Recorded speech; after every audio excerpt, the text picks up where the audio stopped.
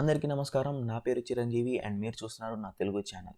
ఈరోజు వీడియోలో మనం అసలు ఇంటర్నెట్ ఎలా వర్క్ అవుతుంది, మనం ఏదైనా సెర్చ్ చేసినప్పుడు కానీ, మనం ఏదైనా యాప్ వాడుతున్నప్పుడు కానీ అవన్నీ ఎలా కనిపిస్తున్నాయి, ప్రాసెస్ అంతా ఎలా జరుగుతుందో చూద్దాం.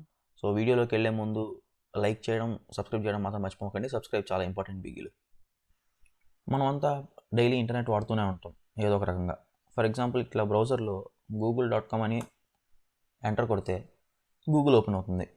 అండ్ మనం దేనికోసం సెర్చ్ చేసామనుకో, ఇంటర్నెట్ అనేది సెర్చ్ చేసామనుకో, మనకి ఇట్లా కొంత డీటెయిల్స్ వస్తున్నాయి. ఇదంతా ఎక్కడి నుంచి వస్తుంది, ఇది ఈ కలర్లోనే బ్యాక్గ్రౌండ్ ఎందుకు ఉంది, ఇక్కడ గూగుల్ అనే ఎందుకు ఉంది. ఆఫ్కోర్స్ మనం గూగుల్ ఓపెన్ చేసాం అందుకే గూగుల్ ఉంది. బట్ ఈ డేటా అంతా ఎక్కడి నుంచి వస్తుంది, ఈ బ్యాక్గ్రౌండ్ అంతా ఇలా ఎందుకు ఉంది అంటే దీనికి వన్ మెయిన్ రీజన్ ఏంటంటే, మనం ఇప్పుడు ఎప్పుడైతే google.com అని చెప్పి ఎంటర్ కొట్టామో, మనం చేసింది ఏంటంటే ఒక రిక్వెస్ట్ పంపించాం. ఓకే, మనం ఏది చేసినా కానీ, మనం దీనికోసం సెర్చ్ చేసినా కానీ, మనం ఏదైనా యాప్ ఓపెన్ చేసినా కానీ, మనం ఏదైనా లెట్స్ మన డీటెయిల్స్ ఇచ్చినా కానీ, ఇవన్నీ మనం రిక్వెస్ట్ అంటమాట. మనం చేసే పని ఏదైనా కానీ ఒకటి రియాక్ట్ అవుతుంది అంటే దాని పేరు రిక్వెస్ట్ అనమాట. ఈ రిక్వెస్ట్ ఎక్కడికి వెళ్తుంది అంటే ఒక సర్వర్కి వెళ్తుంది. ప్రతి యాప్కి, ప్రతి వెబ్సైట్కి ఒక సర్వర్ అంటూ ఉండాలన్నమాట. సర్వర్ దగ్గరికి వెళ్తుంది. ఈ సర్వర్ దగ్గరికి వెళ్ళాక ఏం చేస్తుంది, మనం పంపించిన రిక్వెస్ట్కి తగ్గట్టుగా అది ప్రాసెసింగ్ ఏదో చేసి మనకి మళ్ళీ రివర్స్లో ఏం పంపిస్తుంది, అది రెస్పాన్స్ పంపిస్తుంది. మనం ఏం చేస్తున్నాం, రిక్వెస్ట్ పంపిస్తున్నాం. రిక్వెస్ట్ ఎక్కడికి వెళ్తుంది, సర్వర్ దగ్గరికి వెళ్తుంది. సర్వర్ ఏం చేస్తుంది, రెస్పాన్స్ పంపిస్తుంది. ఈ రెస్పాన్స్లో 3 మేజర్ థింగ్స్ ఉంటాయి అన్నమాట. ఇవి మనకి కనపడేవి ఈ 3. ఫస్ట్ వన్ వచ్చేసరికి HTML ఫైల్, ఇంకొకటి వచ్చేసి CSS ఫైల్, ఇంకొకటి వచ్చేసి జావాస్క్రిప్ట్ ఫైల్.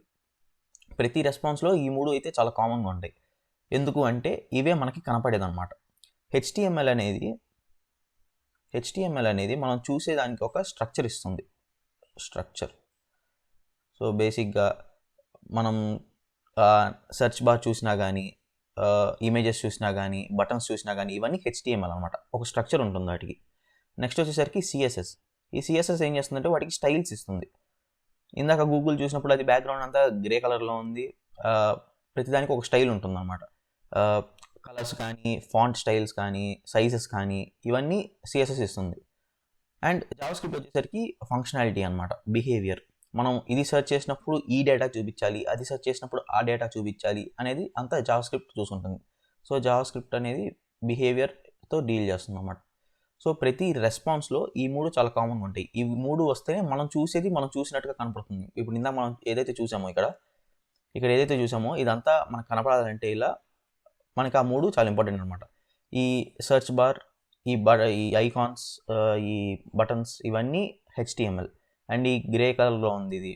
అండ్ ఇవన్నీ ఫాంట్స్ ఇలా ఉన్నాయి, ఈ ఫాంట్ ఇలా ఉంది, ఈ ఫాంట్ ఇలా ఉంది, ఇవన్నీ CSS చూసుకుంటుంది ఎందుకంటే స్టైలింగ్ సంబంధించి.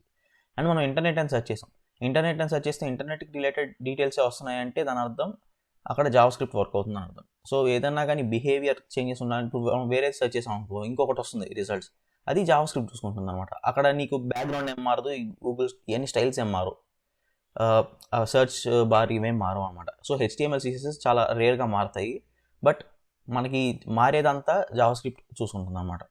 ఓకే, ఇప్పుడు మనకి ఈ రిక్వెస్ట్ ఎక్కడికి వెళ్తుంది, సర్వర్ మనకి రెస్పాన్స్ పంపిస్తుందని చూసాం. బట్ అసలు ఈ రిక్వెస్ట్ సర్వర్కి ఎట్లా వెళ్తుంది, ఆ సర్వర్ మనకి రెస్పాన్స్ ఎలా పంపిస్తుంది. సర్వర్ అంటే ఏదో మన ఫోన్లో ఉండేది కాదు, మన ఇంటి పక్కన ఉండేది కాదు. ఈ సర్వర్ అనేది ఆల్మోస్ట్ ప్రతిసారి కొన్ని కిలోమీటర్స్, కొన్ని hundreds of thousands of kilometres దూరంలో ఉంటాయి. లెట్స్ సే ఇప్పుడు మీరు గూగుల్ అని చూసారనుకో, గూగుల్ సర్వర్ ఐదర్ లండన్లో కానీ లేకపోతే యూఎస్లో కానీ ఉంటుంది. సో అక్కడ దాకా రిక్వెస్ట్ వెళ్ళి మనకి రెస్పాన్స్ వస్తుంది అంటే ఇదంతా ఎలా జరుగుతుంది, అదేమి గాలిలో అలా కలపడకుండా వెళ్ళిపోదు అనమాట. సో ప్రతిదానికి ఒక ప్రాసెస్ ఉంటుంది. మనం రాసిన ఈ చిన్న 2 యారోస్ మధ్యలో ఎంత ప్రాసెస్ ఉందో ఇప్పుడు చూద్దాం. ఈ కొంచెం పాటలో ఎంత ప్రాసెస్ ఉందో మనం చూద్దాం ఇప్పుడు. సో ఇక్కడ మనం ఉన్నాం. లెట్స్ సే ఇది బెంగళూరు. నేను ఇక్కడ నుంచి, అండ్ ఒక సర్వర్ ఉంది, అది ఏ సర్వర్ అయినా అనుకోండి, బట్ ఇది లెట్స్ సే యూఎస్లో ఉంది. ఇప్పుడు నేను ఇక్కడ ఉండి నా మొబైల్ డేటాతో నేను ఒక యాప్ ఓపెన్ చేశాను, లేకపోతే ఒక రిక్వెస్ట్ పంపించాను, ఎలా అయినా బ్రౌజర్తో అయినా కానీ, లేదా డైరెక్ట్గా యాప్లో అయినా కానీ ఒక రిక్వెస్ట్ పంపిస్తే అది యూఎస్లో ఉన్న సర్వర్ దగ్గరికి ఎలా వెళ్తుంది అండ్ మనకి రెస్పాన్స్ ఎలా వస్తుందో చూద్దాం. ఇక్కడ నేను బెంగళూరులో ఉండి ఒక రిక్వెస్ట్ పంపించాను. సో ఫస్ట్ ఇది ఎక్కడికి వెళ్తుందంటే, నేను మొబైల్ డేటా వాడుతున్నాను, వైఫై కాదు. ఇది ఫస్ట్ ఎక్కడికి వెళ్తుందంటే ఒక బిఎస్సి దగ్గరికి వెళ్తుంది. ఈ బిఎస్సి అనేది మన సెల్ ఫోన్ టవర్స్ అనుకోండి. ఓకే, సో నెక్స్ట్ ఎక్కడికి వెళ్తుందంటే ఒక ఎంఎస్సి దగ్గరికి వెళ్తుంది. ఈ ఎంఎస్సి అనేది ఒక సెంటర్. దీని కింద మల్టిపుల్ బిఎస్సిస్ ఉంటాయి. సో ఈ బిఎస్సిస్ నుంచి వచ్చే సిగ్నల్స్ అన్నీ ఈ ఎంఎస్సిస్కి వెళ్తూ ఉంటాయి. బట్ అందులో నా రిక్వెస్ట్ అనేది ఒక బిఎస్సి నుంచి వస్తుంది. సో ఈ ఎంఎస్సి దగ్గర నుంచి నెక్స్ట్ నా రిక్వెస్ట్ ఎక్కడికి వెళ్తుందంటే ఐఎస్పి దగ్గరికి వెళ్తుంది. ఐఎస్పి అంటే ఇంటర్నెట్ సర్వీస్ ప్రొవైడర్. ఈ ఇంటర్నెట్ సర్వీస్ ప్రొవైడర్స్ అంటే ఏంటి?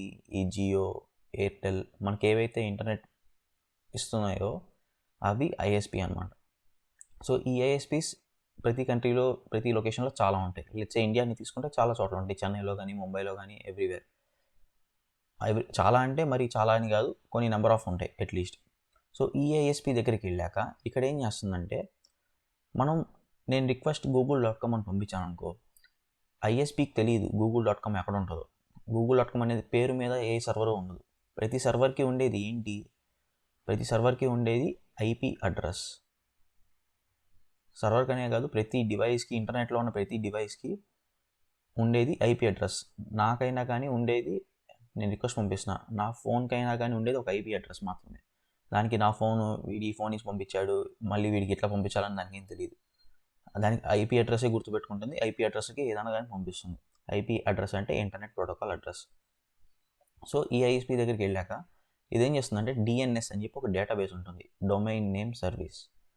సో ఈ ఐఎస్పీ అనేది ఏం చేస్తుందంటే, మనం పంపించిన google.com, facebook.com, youtube.com ఏదైతే అది డిఎన్ఎస్ని అడుగుతుంది. ఓకే, google.com అని పంపించాడు, google.com అని పంపిస్తే నేను ఏ ఐపీ అడ్రస్కి రిక్వెస్ట్ పంపించాలి అని అడుగుతుంది.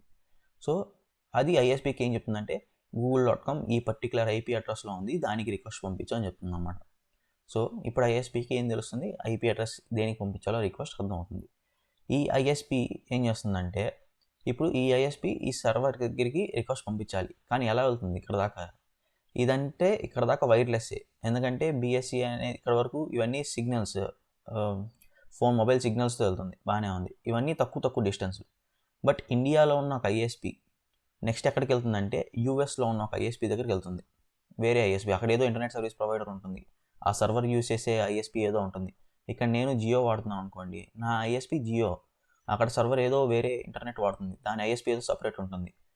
అక్కడ ఉండే ఐఎస్పీకి ఇది రిక్వెస్ట్ పంపించాలి. ఎలా వెళ్తుంది అంటే, రిక్వెస్ట్ గాలిలో కనపడకుండా వెళ్ళదు. యాక్చువల్గా సముద్రాల మధ్యలో వైర్స్ ఉంటాయి, వైరింగ్ ఉంటుంది, ఫైబర్ ఆప్టిక్స్ ఉంటాయి అన్నమాట. ఈ వైర్స్ ద్వారా వెళ్తుంది ఒక ఐఎస్పీ నుంచి ఇంకో ఐఎస్పీకి సిగ్నల్స్ అనేవి.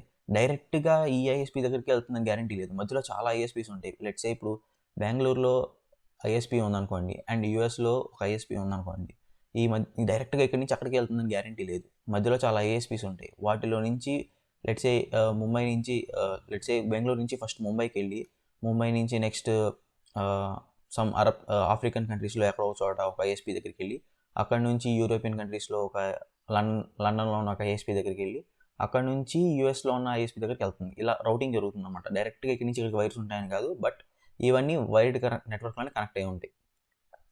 సో ఇక్కడికి వస్తుంది. ఈ ఐఎస్పీ దగ్గరికి వచ్చాక అక్కడ కూడా సేమ్ అనమాట. ఒకవేళ అది మొబైల్ నెట్వర్క్ అయితే ఈ ఎంఎస్సి బిఎస్సి ఉంటుంది, but most of the time servers mobile network కాదు, డైరెక్ట్ వైరింగ్ వాడతాయి అనమాట. లెట్స్ సే మీరు ఇంట్లో వైఫై కానీ లేదా ఇంటర్నెట్ కనెక్షన్ కానీ ఉంటే, మీ వైఫైకి ఎలా అయితే వైర్ కనెక్ట్ అయి ఉంటుందో బయట నుంచి వచ్చి, అలాగే ఒక వైర్ ఉంటుంది, ఆ వైరింగ్ ద్వారా ఈ సర్వర్ దగ్గరికి వెళ్తుంది. ఇక్కడ దాకా వెళ్ళాక నీ రిక్వెస్ట్ అనేది ప్రాసెస్ చేస్తుంది. నువ్వేమన్నా అడిగావా, లేకపోతే నువ్వు నీ డీటెయిల్స్ ఇచ్చావా, అది స్టోర్ చేసుకోవాలా, లేకపోతే నువ్వు ఇచ్చిన డీటెయిల్స్ బట్టి అది ఏదైనా కంప్యూట్ చేసి మళ్ళీ నీకు వెనక్కి పంపించాలా. సో ఇవన్నీ చూసుకొని ప్రాసెసింగ్ ఏదో చేసి అది మళ్ళీ రెస్పాన్స్ పంపిస్తుంది. ఇప్పుడు రిక్వెస్ట్ ఎలా అయితే వెళ్ళిందో రెస్పాన్స్ కూడా అలాగే వెనక్కి వస్తుంది, బట్ సేమ్ రూట్లో వస్తుందని కాదు.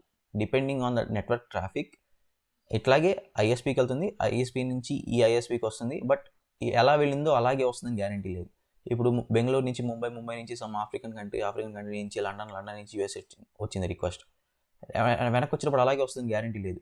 యూఎస్ నుంచి లండన్ వచ్చి, లండన్ నుంచి సమ్ అదర్ యూరోపియన్ కంట్రీకి వచ్చి, లెట్సే బల్గేరియా అలా వేరే కంట్రీస్కి వచ్చి, అక్కడ నుంచి సమ్ అదర్ ఐఎస్పీకి వచ్చి, అక్కడి నుంచి బెంగళూరుకి రావచ్చు.